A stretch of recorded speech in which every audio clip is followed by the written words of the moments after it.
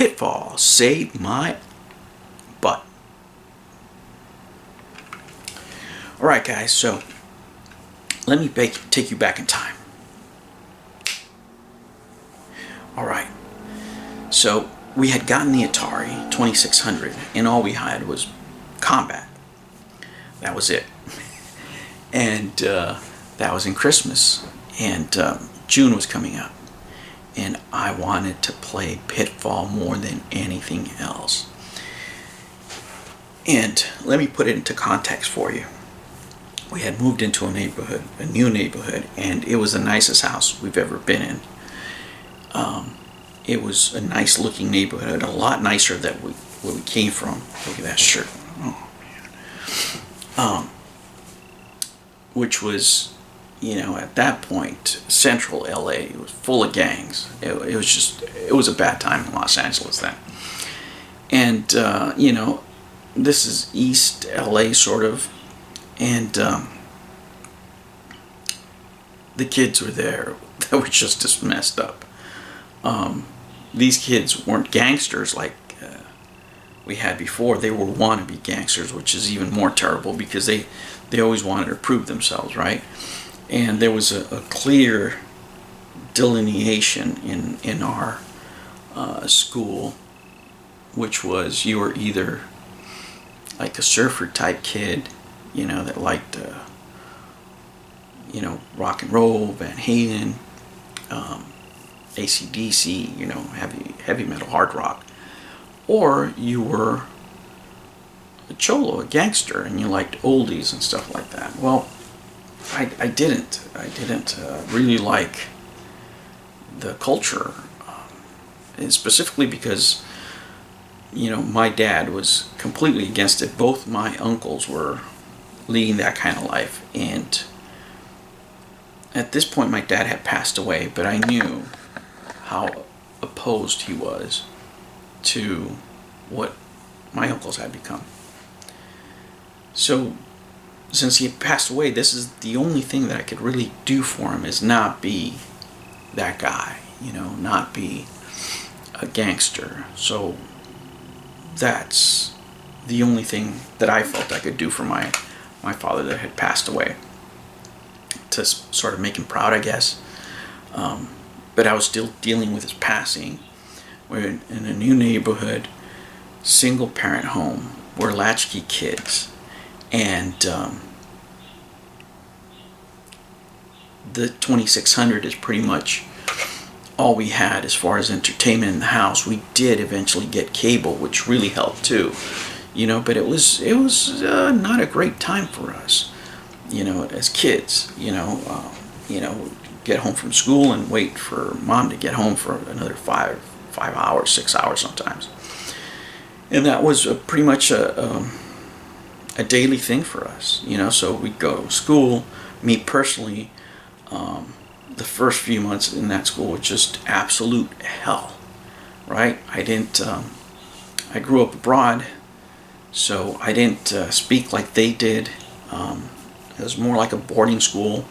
My previous friends were like Japanese, Israeli, from Brazil, and the only way we could communicate was in English. And we would practice English constantly, you know, and it would have to be out of the textbook. It would be, you know, just basic, true to grammar English. So when I came here, I had a very hard time adjusting. I mean, it was very difficult for me because, you know, I mean, you know how kids are. Just the fact that I would try to tend to gravitate more towards, you know, people that spoke Spanish. As soon as they heard me speak English, I could see them just push me away. Oh, you're one of them. You know, you're not a real Hispanic or a real Mexican or a real whatever. You know, my ethnicity, where I'm from, it really doesn't matter. I'm Salvadorian. But once they knew where I was from, they'd push me away. At that time, there weren't that many Salvadorians in my neighborhood. And of course, you know, there wasn't enough kids like me to hang out with. You know, there were some kids that were accepting, you know, like I would be more accepted by Armenian kids or white kids more than I was the Hispanics.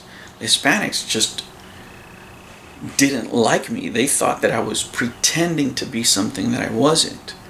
And I was not. I mean, that's just who I was, and I wasn't being accepted for who I was. At the end I was just like, oh well, and that's where a lot of the conflict came from. So I was constantly fighting in school. Not because I wanted to. These kids were just fucking horrible, So anyway,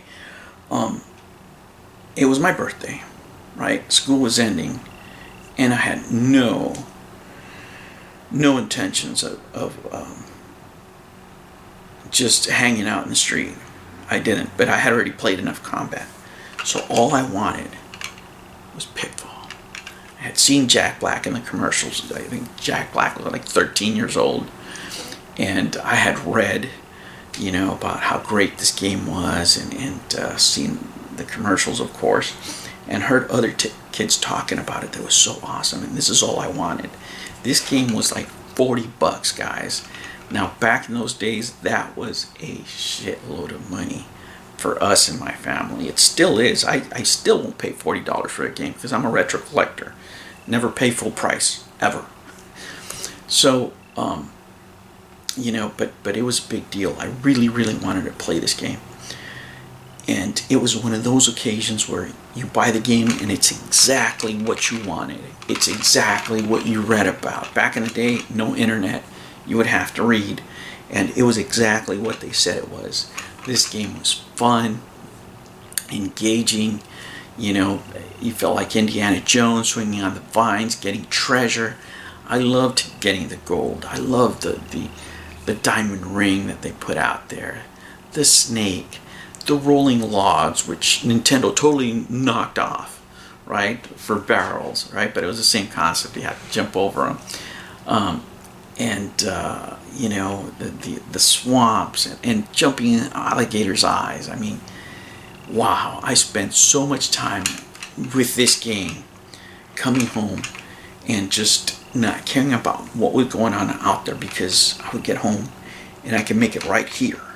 And here, within the context of the game, I could be a hero. I could, earn all the, as much money as I wanted, right? And it was a complete contrast with what was going on the outside, which was chaos. Eventually, I did make friends, especially when they knew I had these, and I made the kind of friends that like video games too. So it was a bridge for me that summer that started a more positive experience in that neighborhood, and that's how I began to get out of the depression really that we were in, because everybody hates moving, of course, but when you move and you go from a bad situation to worse, man, I mean, as a kid it really messes up your mind. And I'm telling you, this game saved my sanity. If not, I was just I was about to start kicking in heads and just I'm not going to take this. I mean, there was one guy that was just relentless, like every day. He just wanted to fight, and I was just, and of course this guy was brave. There was like 5 of them and 1 of me, right? And if it wasn't for this game, I'm telling you, I would have stabbed that. I would have, because he was just driving me nuts, right? After this game, and I started making friends, and not only friends, the kind of friends I was making. And I got back to school, and now he saw my crew, and he started becoming a little nicer. And to find out it was all over a girl. Seriously. At that point, I wasn't even interested in women. I didn't have a clue of who or what or why. But, that's growing up for you. But I'm telling you, if it wasn't for this game right here, I would have fallen with the wrong crowd and done the wrong things. And just, it would have been a lot worse time for me. So, there it is, guys. Was it an amazing story? No, but it's, you know, this game's, geez, it holds such a special place in my heart because it's the first time I connected, you know, having negative emotions and releasing them as a kid to a game. And knowing that after I did this, whatever was going on the outside, I could release it in here and I would be better. No matter what had happened, I could come home, and after playing this, those negative emotions, that anger was gone. And it was a relief for me. And man, I so appreciate it, you know. We may not have had a lot of games, but I could tell you, that summer I had the right game at the right time, and it saved my butt. Thank you, Pitfall. Well guys, that's been the story for today. Hope you have the same experiences with games, and if you did, share them, man. I mean, not every story about video games is great. Some of them are pretty messed up, you know, but they help us relieve pain, relieve stress, and that's one of the reasons we hold them in such high regard in our memories. Alright guys, that was it for Pitfall. I'll see you on the next one. Take care.